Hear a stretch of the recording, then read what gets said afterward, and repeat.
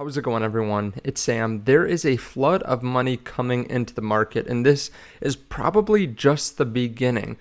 We need to take a look at some of the top news from today, some news that if you hold crypto, you need to know. If you are interested in investing in crypto, you should know this. Also, some news just on the overall economy and some news about what Jerome Powell just said actually pertaining to crypto.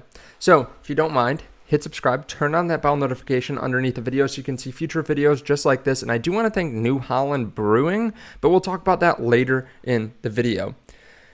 We have seen a huge tick up in the crypto market. It was pretty quiet for a little while before that. Obviously, we had actually had some down days with the SEC coming in and suing Binance and Coinbase, and that still needs to be worked out. They did declare a handful of crypto securities.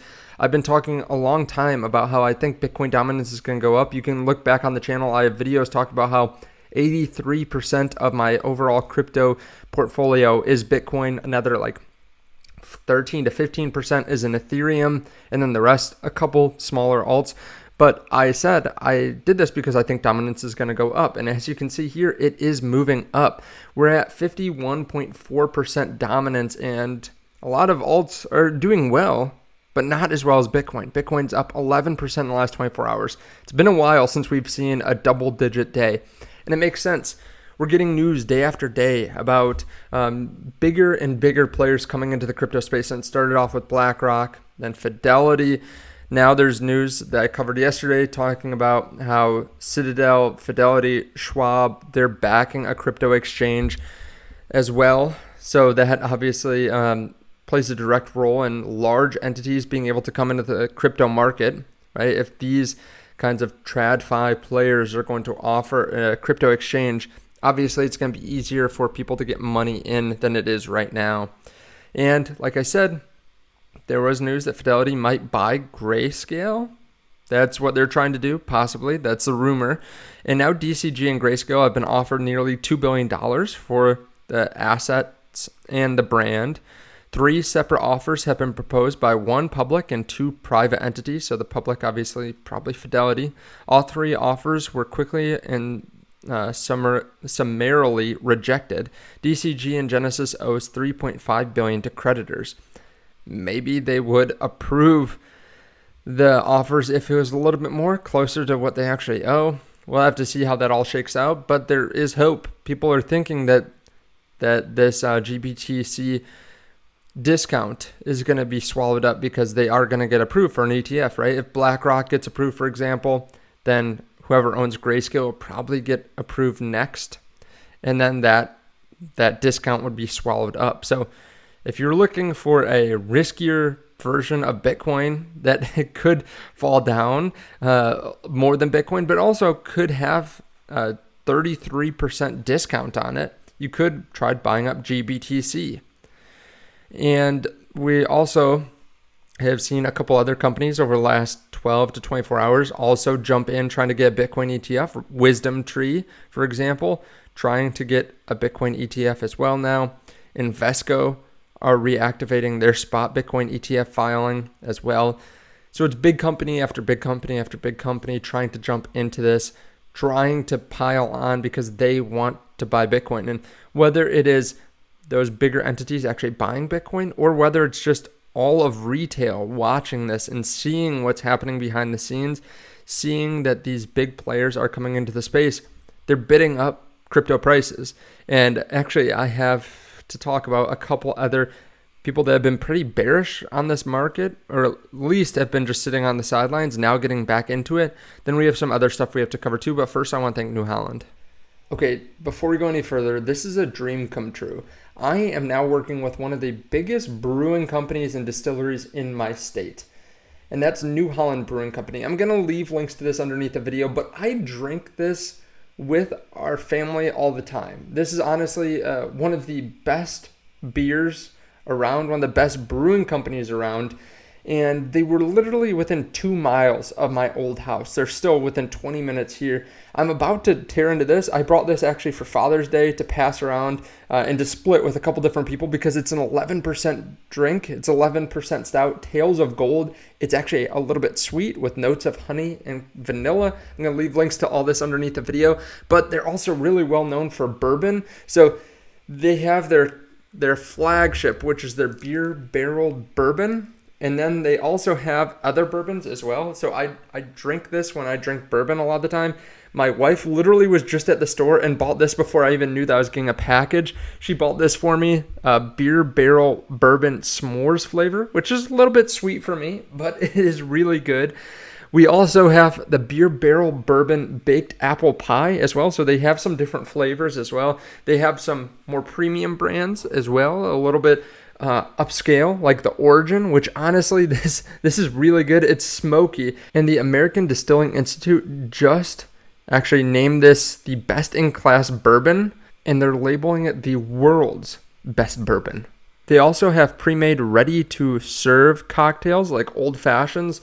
They have a bunch of other ones as well, but it's not just bourbon that they do. They also do gin. So we have had this gin a couple times, and my wife, when she picked up the s'mores for me, she actually bought this for herself because her sister has said that this is some of the best gin she's ever had, garden gin. They also have something called Tangerine Space Machine, which is a really good fruity IPA, very refreshing for the summer. And then if you're someone that just likes typical IPAs, maybe hazy IPAs, they have something called Hazy River, which is honestly probably my favorite go-to beer during the summer. Now, you can find out more information on them underneath the video. I realize I dumped a lot of information out at you, and if you don't like alcohol, that's fine. You know, do this responsibly, drink responsibly. But if there's someone you know that likes alcohol, I would probably pick some of this up for them. It's fantastic. You can't go wrong with it. Special thanks to New Holland for being a partner of the channel. So I've been buying crypto all the way since before FTX. I was regularly DCing because I realized I would not be able to tell the bottom of the market. When we're at the bottom around 15.5, 16.5, a lot of people thought we're going to go down to 12 or 14, and they did not want to put money into the market. Now, some people did anyways. I continued to buy after we hit the bottom. I DCA'd throughout that time. Of course, looking back on it, I wish I had bought more. But, you know, some people that sat out on the sidelines now are buying in. They're seeing what's happening behind the scenes. They're seeing that we're getting closer to the halving, and they're seeing people try to front run that halving. For example, Alex Becker, who was just kind of on the sidelines, not really interested too much in crypto. I say that, but he's obviously still a big player in the space, big influencer, still has gaming cryptos, probably has more crypto than I do, even when he's outside the market, because he still holds on to some crypto, and he's worth a ton of money. Now he's talking about beginning to accumulate, and he's talking about crypto games, gaming cryptos. He says we could go lower. I don't see anything lower than 18K. I don't see alts taking any more than another 50%. The risk to reward is strong at the moment, and he's gone insane gains in crypto gaming before and in crypto in general. He has an eye for this stuff and does not mind risking some capital. And now, someone that's worth $100 million because he sold his business, $100 million, who is very connected in the space, very well known in the space, is talking about putting money into the market. This alone can probably move the market a bit. Maybe not every single crypto out there, but it could definitely push up some of the smaller cryptos. So some people that have been sitting on the sidelines starting to come back in. Some people that have been completely bearish on the market are coming back into the market, or say that they're coming back soon. So just this kind of news can push up the market. All these different communities now buying heavier. Now, we're not out of the woods yet, right? There's still different things that the SEC can come at us with. There's different things that could blow up in crypto. For example, stablecoins and DeFi likely to be the SEC's next target in U.S. crypto crackdown. However, Jerome Powell just talked about stablecoins just a few minutes ago. Let me play this for you real quick. First of all, let me say we appreciate that we've been able to offer our views on these things to your staff and also the majority staff. And we appreciate the consideration that's given to our views. We do see payment stablecoins as a form of money, and in all advanced economies, the ultimate source of credibility in money is the central bank. And we believe that it would be appropriate to have quite a robust federal role in what happens in stablecoins going forward, and that leaving us with a weak role and allowing a lot of private money creation at the state level would be a mistake. But nonetheless. So basically he's saying they do think stablecoin is money. Someone asked him to speak on that.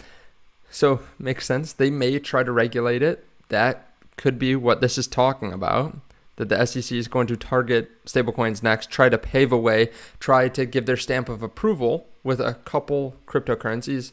I would think USDC would probably be on the safer side of that, since it is based here in the US, and there are a lot of people, a lot of big entities that do use Coinbase as well.